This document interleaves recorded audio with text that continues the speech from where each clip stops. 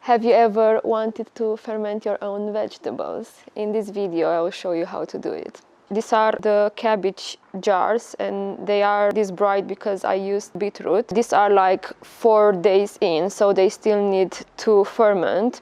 But these ones, the mix of vegetables, and this one is watermelon, these ones have over 2 weeks, and I already opened a jar and I'm keeping it in the fridge and trying to eat daily from it. So let's try some out. Let's try a bit of cauliflower.